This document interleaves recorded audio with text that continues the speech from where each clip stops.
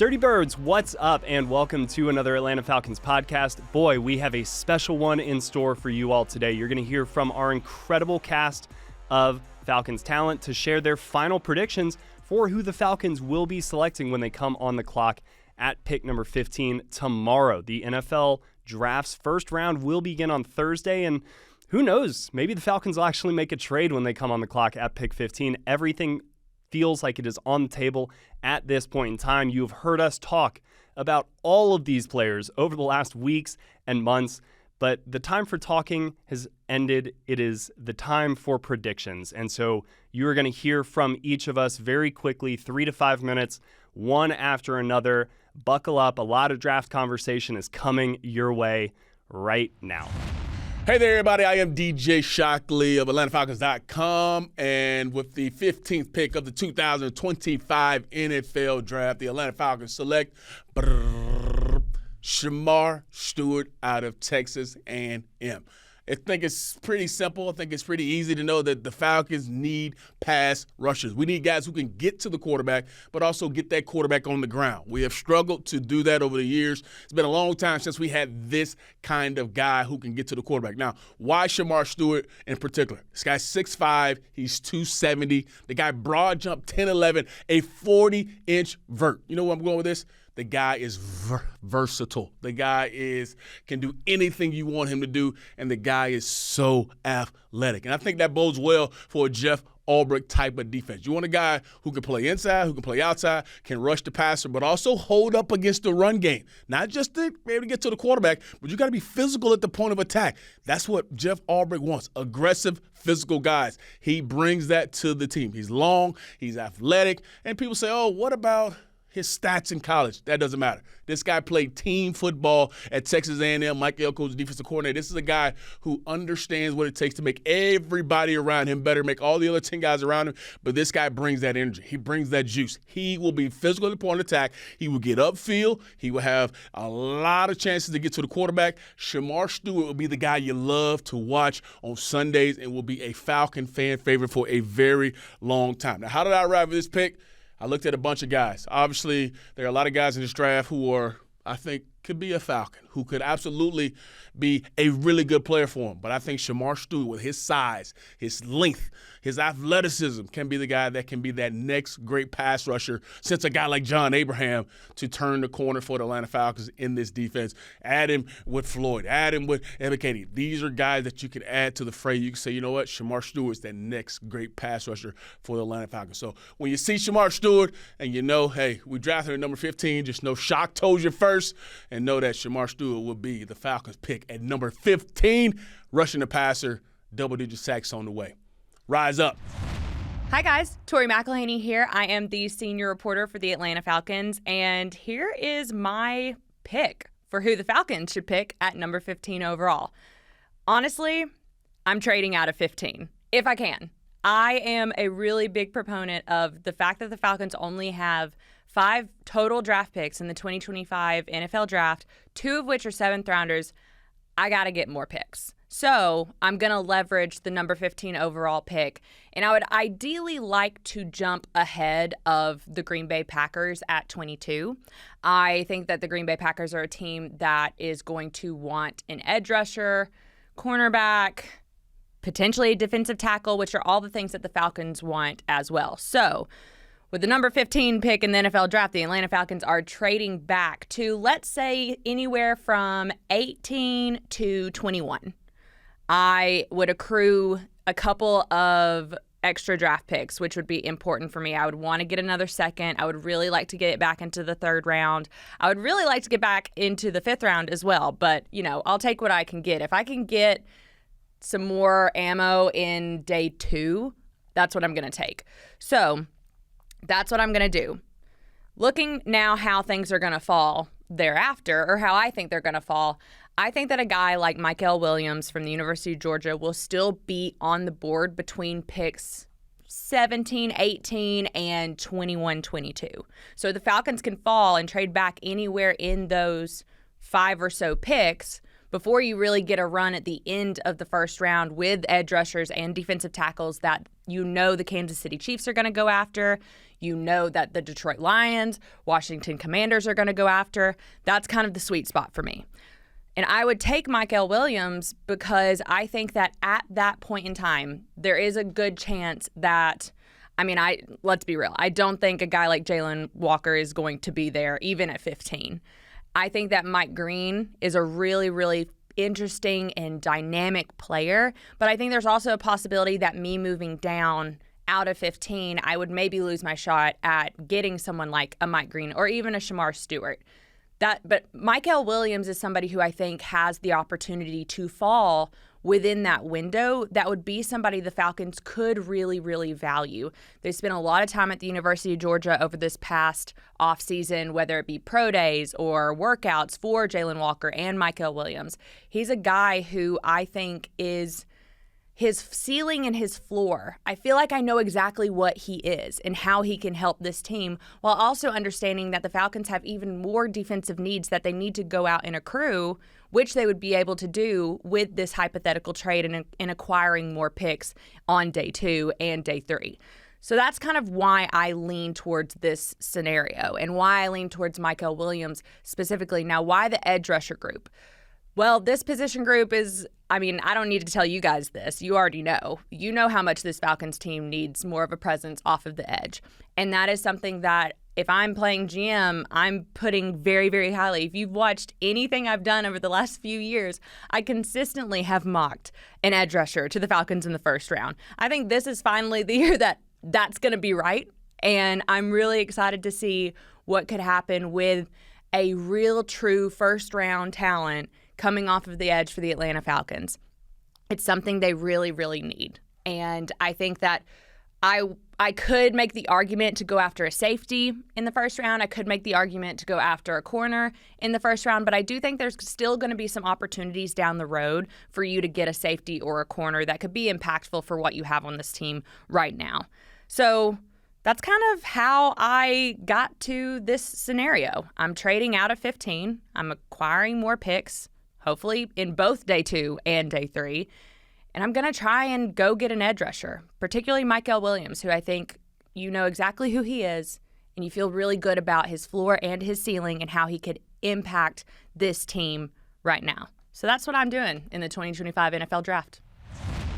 Derek Rackley here from AtlantaFalcons.com, the Falcons Audible presented by AT&T and the pregame show. And with the 15th pick of the first round in the 2025 NFL Draft, the Atlanta Falcons trade their selection. And I'm going to say they trade their selection with the LA Chargers to move back to 22. Chargers are going to move up and try to get a receiver or a tight end to go alongside Ladd McConkey in that offense. But the Atlanta Falcons are going to drop back in this scenario to 22, and they're going to select Mykel Williams out of Georgia. The edge rusher from the Georgia Bulldogs at 6'5", 260 pounds. He's going to come in and bring a physical and athletic presence to this defense. 32 3/8, 34 3/8 inch arms. He's going to bring the ability to lock out offensive tackles. He obviously played through some injuries last year, which I think you could commend him because he could just have said, you know what, I'm going to take the season off. I'm going to get ready for the National Football League.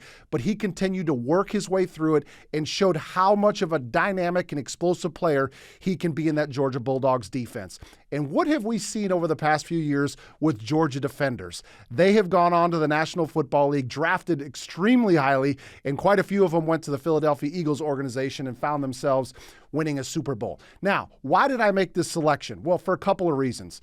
Atlanta Falcons coming into this draft with only 5 selections, okay? A first, a second, a fourth, and 2 seventh-round picks, okay? The last time Atlanta only had 5 selections in a draft was all the way back in 2006. I feel like this is a season that Atlanta needs to bring in more draft assets, more draft capital, meaning more reps at the plate, if you will, on bringing in additional players. Another thing to note, in your division, Carolina, they've got 9 picks. They're going to make 5 selections before Atlanta makes their 3rd pick. How about New Orleans? 9 picks. They have 6 selections in the first 4 rounds. What's the best way to get to the postseason in the National Football League? by winning your division, okay? You got 2 out of the 3 other teams in your division that have a number of selections in this draft. I feel like Atlanta needs to find a way to grab some more selections. I propose to trade with the Chargers, dropping back to 22. It could be to anybody, somebody that's going to be able to put together the right package to give Atlanta more selections, and I still think there will be a quality player, even if it ends up being in the late 20s or even into the 30s of the first round. There might be an Ezeraku, a Pierce from Tennessee that's still available as an edge rusher that you can get in the 20s, still improve your defense, but pick up additional draft assets and find a way to bring in more players in this organization. But as I mentioned, my scenario, Atlanta Falcons dropping back to 22, selecting Mykel Williams out of Georgia, and he is the next member in the first round of the Atlanta Falcons of the 2025 draft. Hi, I'm Terrin Waack, and I am the Atlanta Falcons digital team reporter. Let's get to the fun part. With the 15th pick in the 2025 NFL draft, the Atlanta Falcons select edge Donovan Ezeraku from Boston College. Why this position group specifically? It is no secret since the 2024 season ended that the Falcons want to improve their pass rush. The Falcons were second to last in the league last year in sacks with 31 overall. And Donovan has a proven record of being able to take down the quarterback. He had the second most sacks, not the second fewest, second most last season in college football with 16 and a half. He also had 20 and a half tackles for loss, which led the ACC. He is the Ted Hendricks Award winner from 2024, which is given to the nation's top defensive end. Need I say more? I will. A big thing that appeals me to Donovan is because he has such a well-rounded resume. He's very, very consistent. The proven production is there in the numbers I have dropped, along with other things like 3 forced fumbles throughout his career in 2022 and 2024. He has never had serious injuries in a sense that he has started 36 games straight to close out his career. He is a 2-year captain. It's just a little bit of everything that can be cultivated at the next level very highly. The Falcons haven't had someone with double-digit sacks since Vic Beasley in 2016, and he had 15 and a half. If Donovan is able to bring his 16 and a half sacks to Atlanta, the Falcons will be a very happy team when it comes to their pass rush in 2025 and beyond. What's up, y'all? Will McFadden, senior editor and staff writer here at AtlantaFalcons.com. And with the Falcons on the clock at pick number 15, they entertained a few trade offers. They tried to drum up some interest, but ultimately, I don't think that they'll be able to make it work in the first round. Now, different conversation on day 2. I actually like them to maybe accrue a couple of picks and trade back in the second round if things break the right way. But that's not what we're here to discuss. Falcons are on the clock. We got some business to handle at pick number 15. And with that pick, the Falcons are going to take Mike Green, the edge rusher out of Marshall. And he is a fireball coming off of the edge. Let me tell you, when I saw him at the Senior Bowl, it was kind of like something close to love for me in terms of seeing the pass rusher who can do it all. He can rush around the arc. He can run right through an offensive tackle's face mask. And he can break out a nice dip and rip, a nice little club move. He's got some tools in the bag. So the knocks against Mike Green, obviously the off-field concerns, right? He transferred out of Virginia following a sexual assault allegation, but nothing more has really come of that. He denied it himself at the NFL Combine. He has said he has been open and honest the entire step of the way that people can dig in, and that is what the Falcons and their staff have been doing. And so I trust that if this is the selection, that they will have done their due diligence and they will feel comfortable with picking the player. And so that is because that is something that I don't have any information about. I'm not an investigative researcher in that level. I have to look at what they're getting on the field. And on the field, there's a lot to like. You can start with the 17 sacks, right? Last season, Mike Green had more sacks than any other player in the FBS. And for a team that finished with the second fewest sacks in the league last season, that would be a big benefit.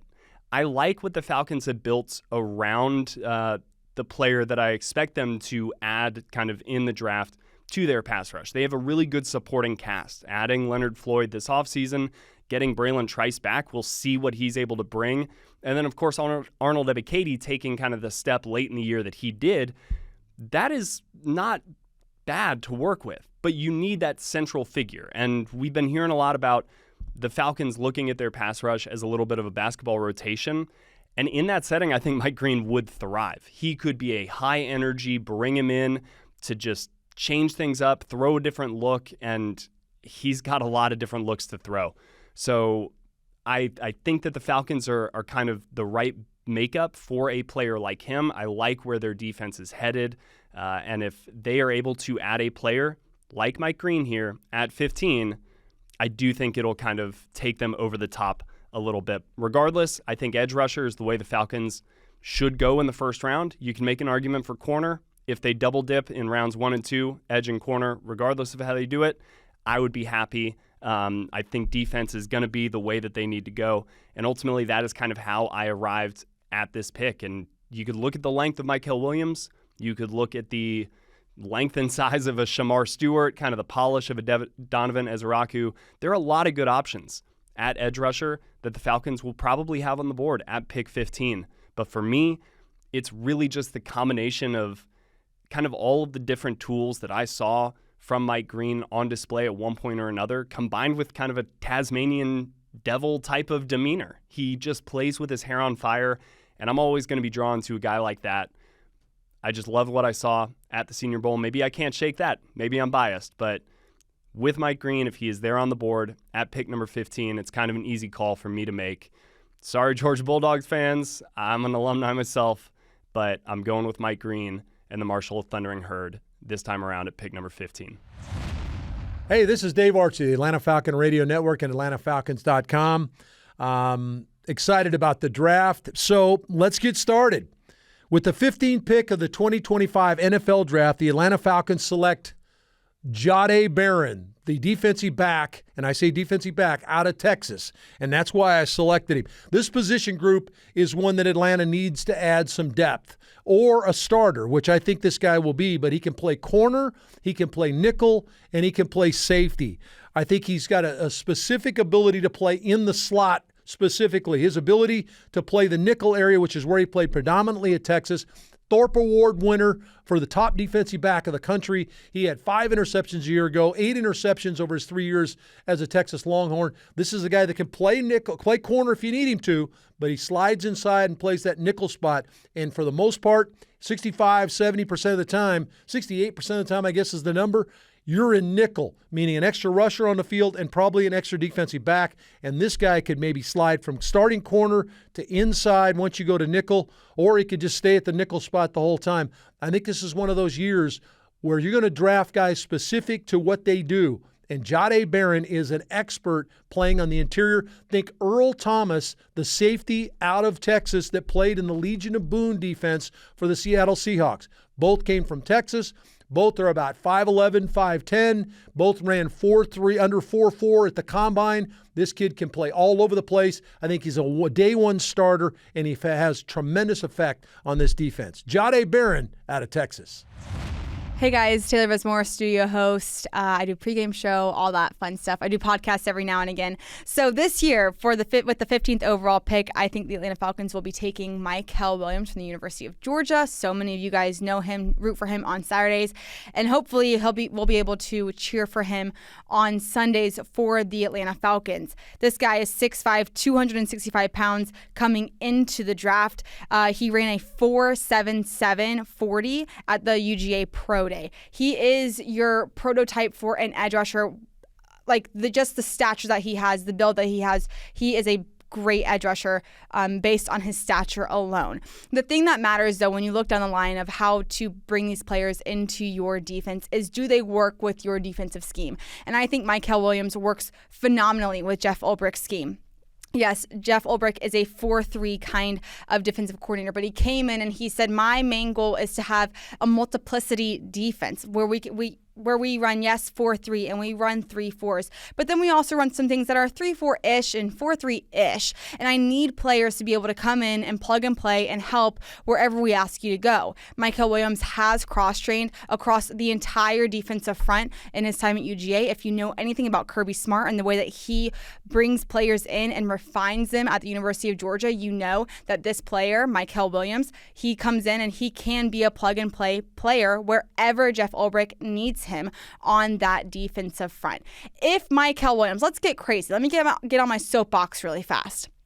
Let's say Michael Williams and Shamar Stewart are still left at like that 12 range, because I do think there will be a run of edge rushers at the top 3 edge rushers. And I do think it will be, of course, Abdul Carter. I think it will be Jalen Walker. And then I think Mike Green will be that third edge taken from the edge group. So if Michael Williams and Shamar Stewart are left over of the top 5 edge rushers in this class, if they're left at that 12 spot, 12, 13 pick, I think the Falcons have a really good opportunity to trade down and get a little bit more draft capital, because there's only 5 picks that the Falcons have, 2 of which are 7th round picks. I know that you guys already know that, but in order to stock up this defense, you need more draft capital down the line. So I think it would behoove the Falcons to trade down. If Michael Williams and if Shamar Stewart are still available at 12-13, trade back down. You're probably going to be able to get one of those guys if you trade back down to 20, 21, or 22. That's with the Broncos, Steelers, and Chargers respectively.